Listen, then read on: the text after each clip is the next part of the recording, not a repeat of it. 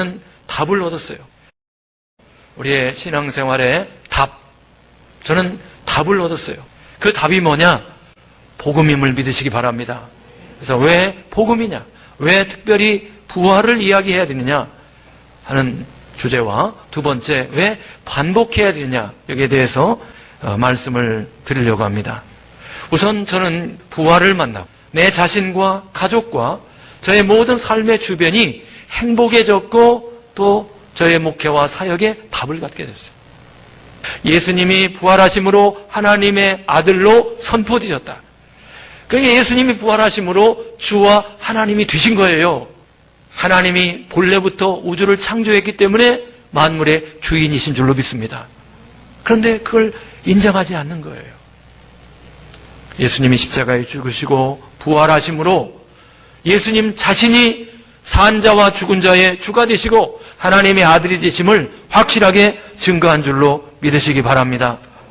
그래서 부활하신 예수님을 만난 사람들은요, 하나같이 예수님을 주인으로, 하나님으로 섬기기 시작했어요. 대표적인 사람이 도마 아닙니까? 도마가 의심이 많았지만은 부활하신 예수님을 딱 목격하는 순간 나의 주, 나의 하나님 하고 그는 즉시로 주님의 뜻대로 평생을 살아가는 일꾼이 됐어요. 12제자 다 마찬가지고요. 사도 바울도 마찬가지고 예수님의 친동생 야고보도 마찬가지고 초대교회 귀한 성도들도 예수님의 부활을 목격하면서 부활하신 뒤에 예수님의 모든 말씀, 성경과 예수님이 하신 모든 말씀을 믿게 된 줄로 아시기 바랍니다. 그래서 부활을 통해서 예수님을 주님으로 믿게 되는 신앙인은 그 신앙 점수가 100점이에요. 예수님을 주인으로 믿는 사람은 다른 거 따질 필요가 없어요. 잔소리가 필요 없어요. 100점짜리 신앙이 즉각적으로 됨을 믿으시기 바랍니다. 예수님이 진짜 주인인 사람은 부부간의 사랑과 순종을 나눌 수밖에 없고, 자식이면 부모를 순종하고 공경할 수밖에 없고, 부모도 자식을 주의 교양과 훈계로 양육할 수밖에 없는 거예요.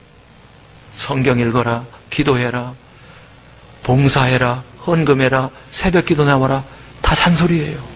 다른 말이 필요 없습니다. 다 끝난 줄로 믿으시기 바랍니다. 예수님이 주인 되는 비결은 예수님의 부활을 붙잡으면 되는 거예요. 예수님이 부활하심으로 죽은 자와 산 자의 주가 되셨고 하나님의 아들로 선포되셨음을 믿습니다. 끝난 거예요. 그래서 오늘 말씀 보니까 사도행전 17장 30절 31절에 모든 사람에게 믿을 만한 증거를 주셨다. 하나님은 우리로 하여금 믿을 만한 많은 증거를 주셨어요. 그런데 결정적인 증거가 뭐냐? 부활입니다. 부활을 통해서 살아계신 하나님, 주인이신 하나님, 우리를 위해서 모든 것을 다 이루신 하나님을 명명백백하게 믿을 수가 있는 거예요. 부활을 붙잡는 순간 살아계신 분, 주인이신 분, 다 이루신 분, 이것이 너무나 쉽게 믿어질 수밖에 없는 것입니다. 저는 고수는 한방이다 이런 말을 해요. 성경을 가만히 읽어보면은 마귀가 진짜 고수예요. 타이밍을 알아요. 첫사람을 붙잡아야 그 후손들을 다 붙잡는다는 걸 알고 그 기회를 놓치지 않습니다. 그래서 하와와 아담을 속여서 선악과를 먹게 했어요. 네가 하나님 된다라고 하는 이 기가 막힌 거짓말을 통해서 자기 수하의 온 인류를 싹 집어넣은 거예요. 근데 하나님은 더 고수인 줄로 믿습니다. 우리 하나님은 예수님을 보내사 그분이 십자가에 죽으시고 부활하신 이 복음을 통하여 그분을 믿는, 그분의 십자가와 부활을 믿는 사람들에게 바로 예수님이 나의 주, 나의 하나님이시구나, 이거를 믿을 수밖에 없게 하는 거예요. 이 은혜를 누리시기를 바랍니다. 마귀는 지금도 우리 그리스도인들의 눈을 흐립니다. 흐리게 합니다. 혼미케 한다 그랬어요. 커튼을 치는 거예요. 블라인드를 치는 거예요. 고린도서 4장에 보면 만일 우리 복음이 가리었으면 망하는 자들에게 가리어진 것이라. 그 중에 이 세상 신이 믿지 아니하는 자들의 마음을 혼미케 하여 그리스도의 영광의 복음의 광채가 비치지 못하게 함이니 그리스도는 하나님의 형상이니라. 마귀는요, 우리가 꼭 알아야 될 진리, 복음을 삭제하든지 가리든지 모자이크 처리하든지 그렇게 합니다. 그래서 온전한 복음을 받아들이지 못하게 해요. 이 복음의 영광을 가립니다. 마귀가 가린 것은 첫 번째 이 부활이에요. 복음은 십자가와 부활인데 부활 쪽을 모자이크 처리한 거예요. 부활절날 잠깐 부활에 대해서 생각하게 하고 십자가에만 집중하게 했어요. 지금 앞에 십자가가 있고 교회 지붕에도 십자가 있고 목걸이도 십자가고, 근데 부활은 부활절날 하루, 그날 부활에 대한 찬양하고 부활에 대한 말씀 듣고 싹 지나갑니다. 십자가만큼 부활을 강조해야, 균형 있게 중요하게 여겨야 온전한 복음이 되면, 온전한 복음이 되면 예수님은 나의 구주요, 예수님은 나의 주님이 저절로 되는데 이 부분을 모자이크 처리하고. 예수님이 그랬어요. 악하고 음란한 세대가 표적을 구하나, 뭔가 새로운 표적을 또 보고 싶고 새로운 표적을 경험하고 싶고, 그래서 뭔가 믿으려고 접근하지만은 그걸로 안 된다. 악하고 음란한 세대가 또 다른 많은 표적을 요구하지만은 요나의 표적 밖에는 너에게 보일 표적이 없다. 그건 무슨 뜻입니까? 요나가 사흘 동안 물고기 뱃속에 있다가 나왔던 것처럼 예수님이 십자가에 죽으시고 사흘 만에 부활하는 이 복음의 사건만이 우리에게 참된 표적이고 결정적인 표적이고 모든 사람이 믿을 만한 표적이 된다는 거예요. 기독교가 다른 종교와 차별화되는 것도 부활밖에 없어요. 다른 종교가 모든 걸 다 흉내냅니다. 그러나 부활은 흉내낼 수가 없는 거예요. 차별화된 겁니다. 예수님을 나의 주인으로, 나의 하나님으로 섬길 때 그때부터 삶의 혁명이 일어나고 우리의 삶의 모든 것들은 바뀌는 거예요. 왜냐? 주인이 바뀌었기 때문에 다 바뀌는 거예요. 바꾸고 싶지 않아도 바뀌고 저절로 다 바뀌어지는 거예요. 주인만 바뀌면 다 바뀌는 겁니다. 또 부활은요, 전망대예요. 전망대에 올라가면 그 인근 전체가 다 탁 트이게 보이잖아요. 부활의 동산에 올라가면, 부활의 전망대에 올라가면 우선 십자가가 정확히 보여요. 십자가에서 죽으신 분이 하나님이셨구나. 창조주인 하나님께서 나의 죄 문제를 위해서 대신 죽기까지 나를 사랑하시는구나.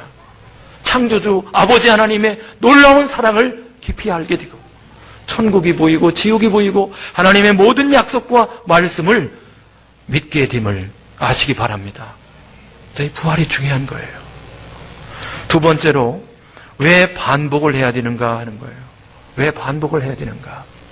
진리를 선포할 때 성령님이 역사하십니다. 할렐루야.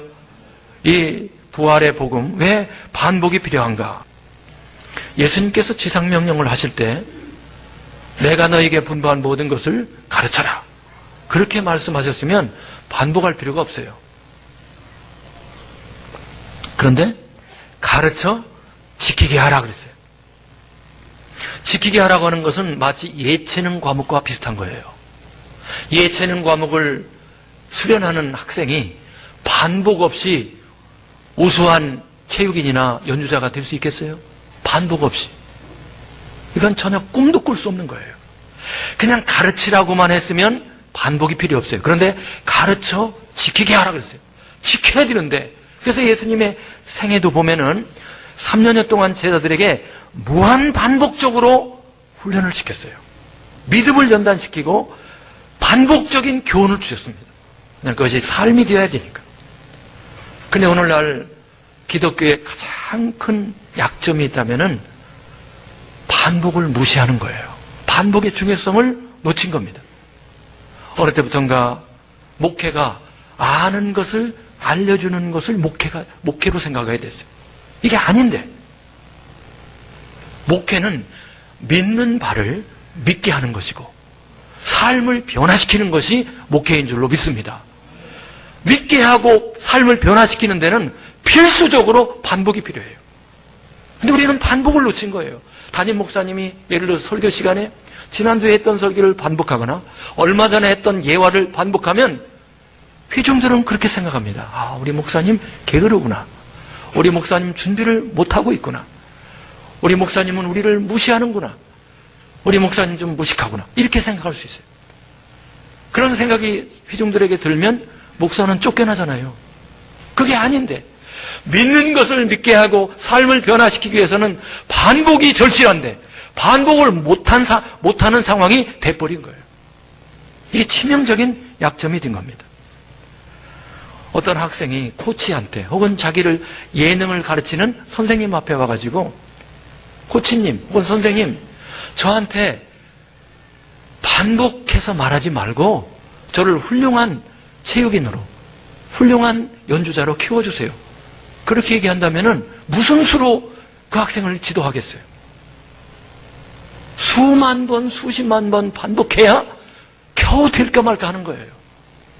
우리가 성경을 보면 하나님은 우리가 성경을 읽는 것도 반복하라고 그랬어요. 모세가 이스라엘 백성들한테 한 설교를 봐도 그 당시 성경이 있어봤자 모세 5경밖에 없었거든요. 많지 않아요. 이 말씀을 너희 자녀들에게 앉았을 때에든지 길에 행할 때에든지 누웠을 때에든지 일어날 때에든지 항상 이 말씀을 강론하라 그랬어요. 하루면 다 끝나는 말씀이에요. 지식으로 치면. 모세 5경 하루면 끝나요. 하루 그냥 지식적으로 알라는 게 아니라 지키라는 거예요. 지키라는 거. 삶의 인격화, 신앙화, 그리고 생활화가 될 때까지 무한반복적으로 강론하라, 그런 뜻입니다. 원래 신앙생활은 처음부터 반복이었어요. 기도도 간구하라 그랬습니다. 간구는 반복하는 것입니다. 반복하여 기도하는 거예요. 우리 인생은 약점이 많아요. 근데 특별히 신앙 부분에서 3가지의 약점이 있다라고 저는 생각합니다. 첫째는 안 보이는 것에 대해서 우리가 굉장히 미숙합니다. 안 보이는 대상에 대해서 참 우리는 둔감해요. 보이는 것에 대해서도 우리는 제대로 보는 게 아닙니다, 사실. 안 보이는 세계에 대해서는 더욱더 미숙해요.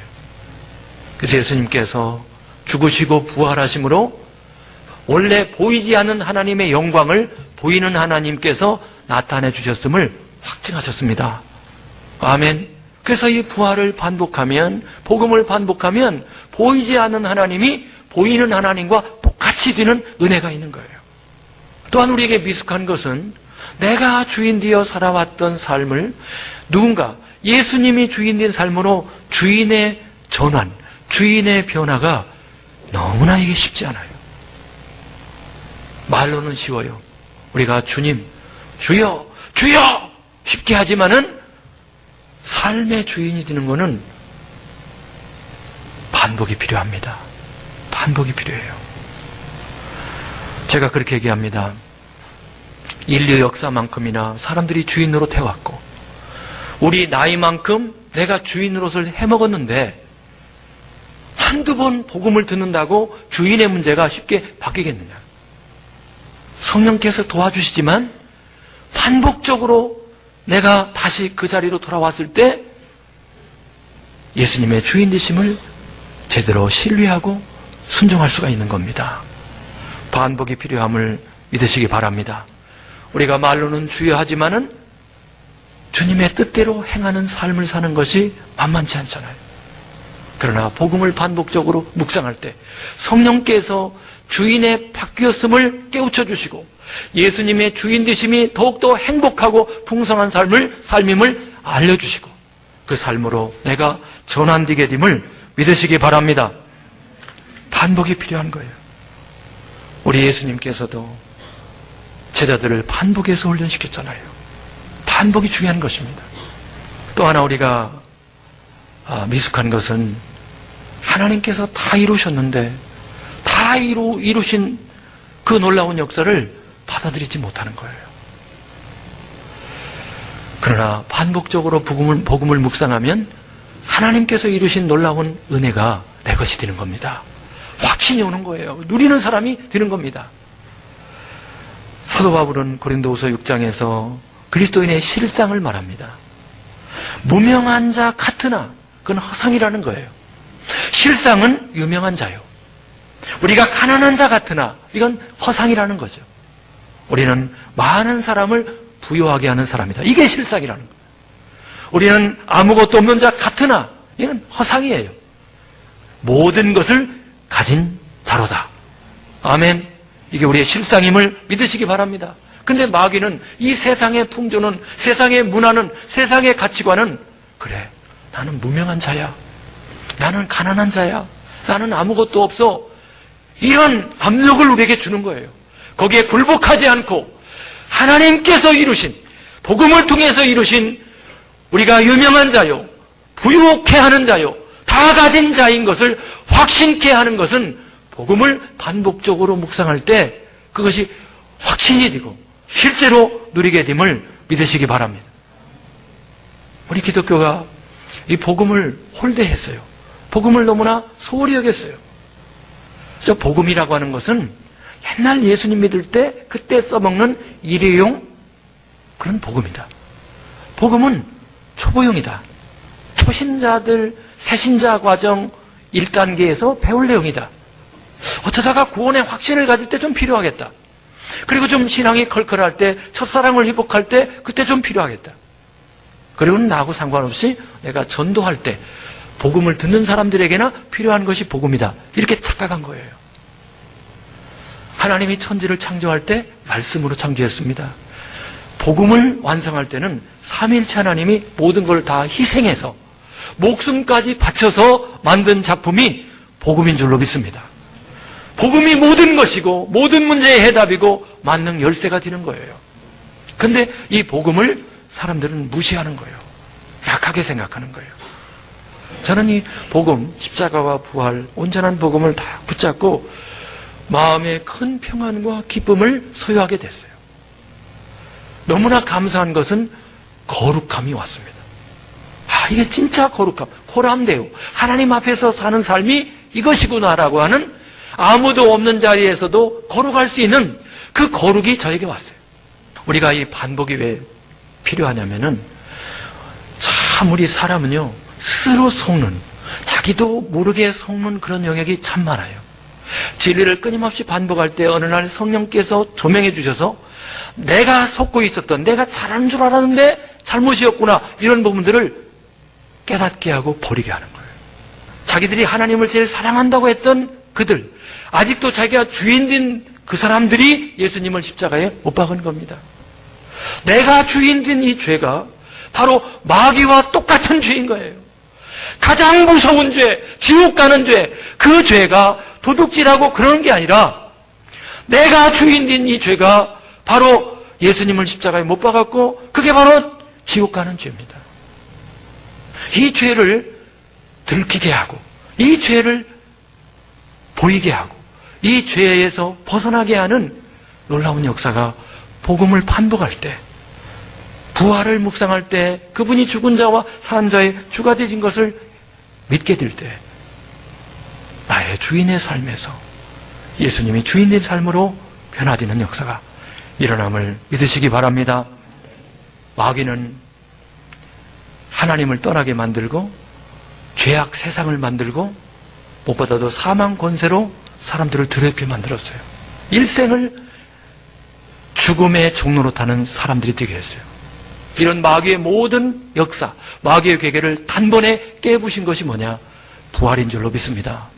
부활을 믿으면 살아계신 예수님을, 살아계신 하나님을 자연스럽게 믿게 되고 그분을 주인으로 믿게 되고, 그리고 사망 권세는 아무것도 아니잖아요. 부활을 믿으니까. 아멘. 이 신앙이 되는 거예요.